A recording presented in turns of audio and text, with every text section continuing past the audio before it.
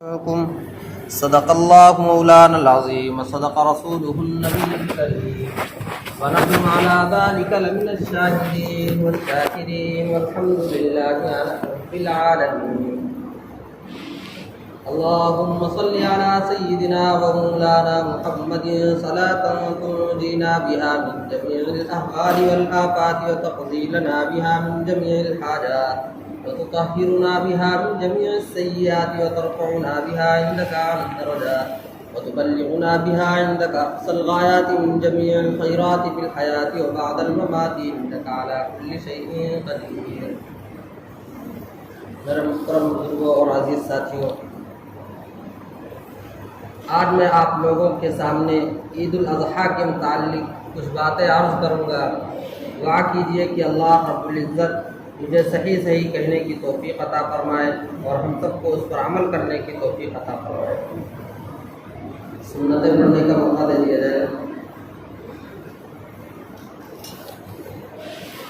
تو آج ہم جو یہ قربانی کرتے ہیں یہ کیا ہے، کہاں سے شروعات ہے، کہاں سے آغاز ہے اس کا، کیا سیدنا حضرت ابراہیم علیہ السلام کی سنت ہے، یہ اس سے پہلے بھی ہوتی تھی؟ تو آج میں آپ لوگوں کو اس کے بارے میں بتلاؤں گا.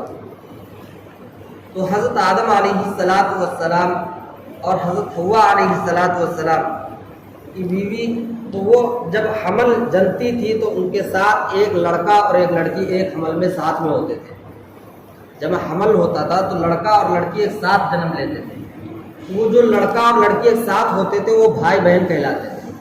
اور پھر دوسرے حمل میں بھی اسی طرح ایک لڑکا ایک لڑکی ساتھ میں ہوا کرتے تھے، تو دوسرے حمل میں بھی بھائی بہن کہلاتے تھے.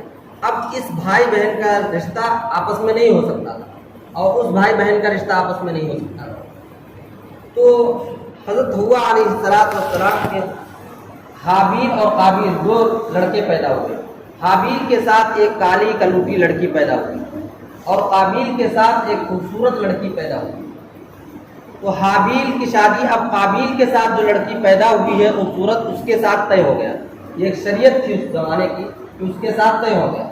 اور جو قابیل کی شادی جو حابیل کے ساتھ لڑکی پیدا ہوئی ہے اس کے ساتھ طے ہو گیا. لیکن قابیل اس بات پر راضی نہیں ہوا کہ وہ حابیل کے ساتھ جو لڑکی پیدا ہوئی کالی کلوٹی اس کے ساتھ وہ شادی کرے. وہ اس بات پر راضی نہیں ہوا. وہ یہ کہنے لگا کہ میرے حمل میں یعنی میرے ساتھ جو لڑکی پیدا ہوئی ہے میں اسی کے ساتھ شادی کروں. اس بات پر بات بڑھ گئی، بہت آگے ہو گئے. اب یہ کون کہے کہ کون حق پر ہے کون باطل پر ہے؟ تو اس کے لیے قربانی کا ایک دستور چلا کہ قربانی پیش کریں. جس کی قربانی قبول ہو گئی وہ حق پر ہے اور جس کی قربانی نہیں قبول ہوئی وہ باطل.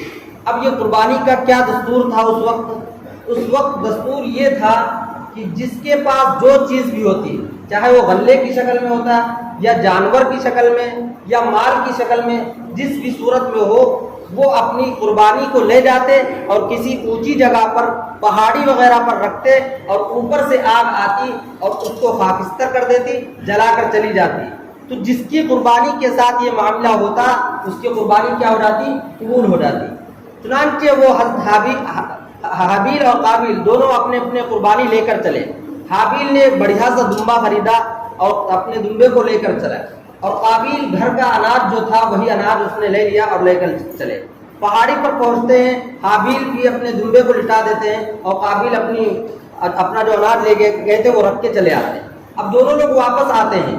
واپس آنے کے بعد دوسرے دن جب جاتے ہیں تو قابیل کا جو دمبا تھا وہ خاکستر اور جل کر راکھ ہو چکا ہوتا ہے، اور حابیل کا جو دمبا تھا وہ خاکستر اور راکھ ہو چکا ہوتا ہے، اور قابیل کا جو غلہ تھا وہ ویسے ہی رکھا ہوا ہوتا ہے. اب قابیل کو غصہ آتا ہے. قابیل کہتا ہے لأقتلن، کیا میں تم کو زندہ نہیں چھوڑوں گا. اس سے کہتا ہے اپنے بھائی سے کہتا ہے، اس لیے کہ اس کی قربانی قبول نہیں ہوئی. اب قربانی نہیں قبول ہوئی اس کا مطلب وہ باطل پر ہے. اب اس کی شادی اس کے ساتھ نہیں ہوتی. لیکن اب دوسری صورت اس نے اختیار کی کہ اس نے کہا لأقتلن، قرآن نے نقشہ کھینچا ہے، کہا لأقتلن، میں تم کو زندہ نہیں چھوڑوں گا، تم کو مار ڈالوں گا. چنانچہ ایسا ہی ہوا، قابیل نے حابیل کا قتل کر دیا. اب قتل کرنے کے بعد اب کیا کرے؟ اس کا بڑا پریشان ہے قابیل. قتل تو کر دیا، اب اس کو کریں کیا؟ آخر کہاں لے جائیں، کیا کریں؟ اس سے پہلے کوئی قتل نہیں ہوا، اس سے پہلے کسی کی موت نہیں آئی، اس سے پہلے کوئی مرا نہیں کہ مرنے کے بعد کیا ہوتا ہے کیا نہیں ہوتا ہے اس کے بارے میں کچھ پتہ نہیں تھا. تو اسی کشمکش میں بیٹھا ہوا تھا کہ دیکھتا ہے ایک کوا آتا ہے اور وہ زمین کھودتا ہے، اور کھودنے کے بعد ایک مردار کوے کو لاتا ہے، اس کے اندر دفن ڈال دیتا ہے، اوپر سے مٹی ڈال دیتا ہے۔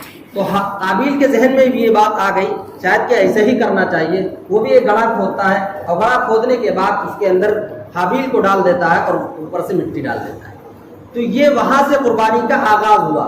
لیکن جو حضرت ابراہیم علیہ السلام اور اسماعیل علیہ السلام یعنی باپ بیٹی کی جو قربانی ہے، یہ بہت معظم اور بہت اللہ رب العزت کو پسند آئی۔ اس وجہ سے ہم لوگ جو قربانی کرتے ہیں وہ سنت ابراہیم، اس وجہ سے قربانی کرتے ہیں کہ اللہ رب العزت نے 83 سال کی عمر میں 83 سال تک آپ حضرت ابراہیم علیہ السلام دعا کرتے ہیں اللہ رب العزت سے کہ کوئی بیٹا عطا کر دے، 83 سال کی عمر میں ایک بیٹا عطا ہوتا ہے اسماعیل۔ روایتیں کئی روایتوں میں 83 سال آتا ہے اور کئی روایتوں میں کم عمر کچھ بتاتے ہیں۔ تو اسماعیل علیہ السلام عطا ہوتے ہیں۔ اب اسماعیل علیہ السلام کے ساتھ ابراہیم علیہ السلام کھیلتے ہیں، اسماعیل علیہ السلام بھاگتے ہیں، ابراہیم علیہ السلام پیچھے سے دوڑاتے ہیں، پکڑ لیتے ہیں۔ اس طرح آپس میں بہت محبت ہے۔ روز ذرا صبح اٹھتے ہی جاتے ہیں پارک وغیرہ میں، جیسے آج کل کے دور میں پارک، اس دور میں کچھ بھی ہوگا تو جاتے ہیں۔ ابراہیم علیہ السلام بھاگ رہے ہوتے ہیں، پیچھے سے اسماعیل علیہ السلام دوڑا رہے ہوتے ہیں۔ اللہ رب العزت دیکھتے ہیں کہ بہت محبت ہے، بہت زیادہ پسند کر رہے ہیں اسماعیل کو۔ اللہ رب العزت خواب میں دکھاتے ہیں، انی ارا فی المنام انی اذبحک فانظر ماذا تری۔ کیا دیکھ رہے ہیں خواب میں کہ اسماعیل علیہ السلام کو کیا کر رہے ہیں؟ ذبح کر رہے ہیں۔ ابراہیم علیہ السلام خواب دیکھ رہے ہیں کہ اسماعیل علیہ السلام کو کیا کر رہے ہیں؟ ذبح کر رہے ہیں۔ ایک دن خواب دیکھتے ہیں، اسے ٹال دیتے ہیں، دوسرے دن دیکھتے ہیں، اسے بھی ٹال دیتے ہیں، تیسرے دن دیکھتے ہیں، کہتے ہیں 3 دن سے خواب آ رہا ہے، آپ کیا کر رہے ہیں؟ چنانچہ اٹھتے ہیں، حضرت حاجرہ سے کہتے ہیں کہ اسماعیل کو تیار کر دو، اور اس سے پہلے وہ چھری لیتے ہیں اور دروازے پر جا کر چھپا دیتے ہیں۔ حاجرہ سے کہتے ہیں اسماعیل کو تیار کر دو، آپ لے کر جانا ہے۔ اسماعیل کو تیار کرتے ہیں، حاجرہ تیار کر دیتی ہیں اور وہ لے کر چلتے ہیں۔ جب دروازے کے پاس پہنچتے ہیں ابراہیم علیہ السلام تو چھری نکال لیتے ہیں اور باہر نکلتے ہیں۔ اسماعیل علیہ السلام ابا کو دیکھ رہے ہیں، بار بار ابا کو دیکھ رہے ہیں کہ ابا بھاگ نہیں رہے ہیں کہ ہم دوڑائیں ان کو، ابا بھاگ نہیں رہے ہیں کہ ہم دوڑائیں۔ تو وہ خود انگلی چھٹا کے بھاگنے لگتے ہیں کہ ابا خود ہم کو دوڑائیں گے، ہم نہیں بھاگ رہے ہیں تو ابا ہی دوڑائیں گے۔ تو جب بھاگ کر بہت دور نکل جاتے ہیں، دیکھتے ہیں کہ ابا وہیں کھڑے ہوئے ہیں۔ پھر واپس آتے ہیں، دیکھتے ہیں ابا کو، دیکھتے تو ابا رو رہے ہیں۔ کیا وجہ ہے؟ ابا سے پوچھتے تو ابا کہتے ہیں میں تم کو ذبح کرنے کے لیے لے جاؤں۔ ایک دم اسماعیل علیہ السلام بھاگ کے کھڑے ہوتے ہیں، کہتے ہیں بھلا کوئی باپ بیٹے کو ذبح کرتا ہے؟ کہتے نہیں باپ بیٹا ایسی بات نہیں ہے، بلکہ اللہ رب العزت کا حکم ہے۔ کہا اللہ رب العزت کا حکم ہے؟ تو حضرت اسماعیل علیہ السلام کہتے ہیں قال یا ابت افعل ما تؤمر ستجدنی ان شاء اللہ من الصابرین۔ کہتے ہیں ابا جان کر گزریے، جو اللہ رب العزت کا حکم ہے آپ کر گزریے، انشاءاللہ آپ صابر اور شکر گزار بندوں میں سے ہم کو پائیں گے۔ چنانچہ حضرت ابراہیم علیہ السلام اسماعیل کو لے کر مینا کی طرف چلتے ہیں۔ اب شیطان آ جاتا ہے۔ شیطان سب سے پہلے آ کر دماغ میں ان کے یہ خیال ڈالتا ہے کہ کہاں بیٹے کو لے کر جا رہے ہو ذبح کرنے کے لیے۔ جب یہ خیال آتا ہے تو ابراہیم علیہ السلام کنکری اٹھاتے ہیں اور شیطان کو مارتے ہیں۔ حاجی لوگ جب حج پر جاتے ہوں گے تو وہاں جمرے عقبہ، جمرے اولا، یہاں کنکریاں مارتے ہوں گے۔ تو یہ جو سنت ہے یہ ابراہیم علیہ السلام کی سنت ہے۔ جب اسماعیل کو لے کر جا رہے تھے شیطان آیا تھا اور شیطان کو ابراہیم علیہ السلام نے کنکریاں ماری۔ پھر لے کر چلتے ہیں مینا کے میدان میں لٹا دیتے ہیں۔ 3 جگہ شیطان آتا ہے کہ میں جلدی بتا رہا ہوں وقت کی قلت کی وجہ سے۔ پھر مینا کی طرف لے کر چلتے ہیں، مینا کے میدان میں لٹا دیتے ہیں۔ لٹانے کے بعد اب یہاں پہ کئی ساری روایتیں ہیں۔ ایک روایت میں آتا ہے کہ جب لیٹ جاتے ہیں تو ابراہیم علیہ السلام ذبح کرنے کے لیے جب چھری چلانے لگتے ہیں تو ہاتھ کانپنے لگتا ہے۔ تو اسماعیل علیہ السلام کہتے ہیں کہ ابا جان رک جائیے، ہم کو الٹا لٹا دیجیے تاکہ آپ ہم کو نہ دیکھ سکیں۔ اور ایک روایت میں آتا ہے کہ آپ کی گردن کے اوپر اس طرح کا کچھ پٹا سا آ جاتا ہے۔ اور ایک روایت میں آتا ہے جبرائیل علیہ السلام کو اللہ رب العزت حکم کرتے ہیں کہ جاؤ ایک دمبا لے کر جاؤ اور وہاں پر لٹا دو، ابراہیم اور اسماعیل ذبح نہ ہونے پائے، دمبا ذبح ہو جائے۔ چنانچہ جبرائیل علیہ السلام آتے ہیں اور دمبے کو لے کر آتے ہیں۔ ابراہیم علیہ السلام ابھی چھری نہیں چلا پاتے ہیں کہ دمبے کو لٹا دیتے ہیں۔ اسماعیل علیہ السلام ادھر کھڑے ہوتے ہیں، دمبا ذبح ہو جاتا ہے۔ پھر جب دیکھتے ہیں ابراہیم علیہ السلام کی دمبا ذبح ہو گیا تو شاید کہ میرا خواب سچ نہیں ہوا اور میں نے یہ قربانی نہیں ادا کر پائی۔ تو اللہ رب العزت فرماتے ہیں قد صدقت الرؤیا انا كذلك نجزي المحسنین۔ کہ آپ کا خواب کیا ہو گیا؟ سچ ہو گیا۔ ان ھذا لهو البلاء المبین وفدیناہ بذبح عظیم وترکنا علیہ فی الآخرین سلام علی ابراہیم۔ یہاں تک کہ اس کے بارے میں بتلایا گیا ہے کہ اللہ رب العزت ابراہیم علیہ السلام سے راضی ہو جاتے ہیں اور پھر ابراہیم علیہ السلام کی قربانی قبول ہو جاتی ہے۔ تو آج ہم یہ قربانی ادا کرتے ہیں۔ اب قربانی کس کے اوپر واجب ہے؟ تو قربانی اب میں اس کے بارے میں بتلا دیتا ہوں۔ قربانی ہر اس شخص کے اوپر واجب ہے جس کے پاس 7.5 تولہ سونا یا چاندی کے اوپر۔ اب ایک صاحب کہنے لگے کہ ہمارے پاس 7.5 تولہ سونا نہیں ہے تو میرے اوپر قربانی واجب نہیں ہوئی۔ حالانکہ ایسا نہیں ہے، آپ یہ نصاب رکھا جائے گا۔ آپ کے پاس مثال کے طور پر 1 تولہ سونا ہے اور کچھ چاندی ہے یا کچھ روپیہ پیسہ ہے، تو اب چاندی کا نصاب رکھا جائے گا، یعنی چاندی کا نصاب لگایا جائے گا، اور چاندی کا نصاب 52.5 تولہ ہے، اور 52.5 تولہ کی قیمت جو بنتی ہے 40,000 بنتی ہے۔ تو 40,000 جس شخص کے پاس ہوگا اس کے اوپر قربانی کیا ہے؟ واجب ہے۔ اب یہ کوئی آدمی سوچے کہ میرے پاس 7 تولہ سونا نہیں ہے، تو یہ کوئی ضروری نہیں۔ آپ کے پاس کچھ بھی سونا ہو، اگر اس کے ساتھ ساتھ چاندی ہے تو چاندی کا نصاب لگایا جائے گا، اور اگر اس کے ساتھ ساتھ روپیہ پیسہ ہے تو بھی چاندی کا حساب لگایا جائے گا۔ اگر صرف سونا ہے تو پھر سارا سونا کا حساب لگایا جائے گا۔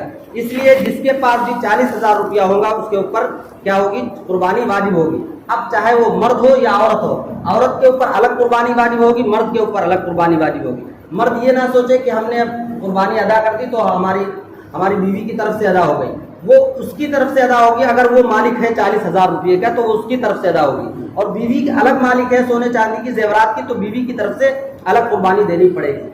اسی طرح دوسرا مسئلہ یہ ہے کہ جب بکرا ذبح کرتے ہیں، ذبح کرنے کے بعد اس میں ہم کیا کرتے ہیں؟ اچھا نکال لیتے ہیں پہلے ہی، اور پہلے بھون کے کھانا شروع کر دیتے ہیں۔ حالانکہ ایسا نہیں ہے۔ اللہ کے رسول صلی اللہ علیہ وسلم نے ارشاد فرمایا جو اپنے لیے پسند کرو وہ دوسرے کے لیے بھی پسند کرو۔ اسی لیے قربانی جب کی جائے گی تو اس کے 3 حصے لگتے ہیں، ایک اپنے لیے، غربا کے لیے، رشتہ داروں کے لیے۔ تو جو اپنے لیے پسند کر رہے ہو اس میں سے پہلے نکال کے اپنے بنوا رہے ہو، وہ دوسرے کے لیے نہیں پسند کر سکتے ہو کا۔ تو جو اپنے لیے پسند کرو گے وہی دوسروں کے لیے پسند کرو گے، تو تمام چیزوں کے برابر حصے لگیں گے اور برابر تقسیم کیا جائے گا۔